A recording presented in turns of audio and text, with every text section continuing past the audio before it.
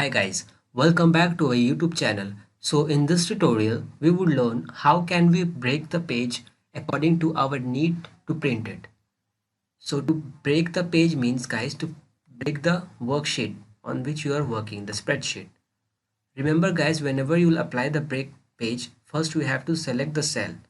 Like if you wanna keep this data, so what we would do is we'll just select the cell here, somewhere here, and the breakage applies from this left corner of that cell, left top corner. So suppose if you need this from here, then you have to keep your cursor here. Okay, so the breakage will apply from this corner like this. So to apply it, just click on page layout and then page setup group. We have an option called breaks. Just click on that, followed by insert page break. Just click on that guys, and this page is broken.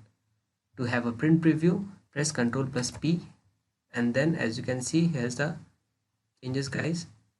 Saturday, September 14, 2019, and here's the same Saturday, September 14, 2019. Similarly, you want to remove it and keep the cursor on the same cell and press break, and this time followed by page break. Okay, so it's done, and if you will see now, then it's the proper data.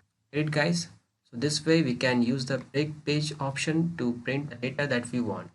That's all for today guys. Thank you. If you really like the content, then please like the video and click subscribe to see more videos like this. And don't forget to share this video with others. You can find the link to complete basics to advanced Excel tutorial in the description below, or you can visit mahagurus.com to see lots of other software courses. Thank you.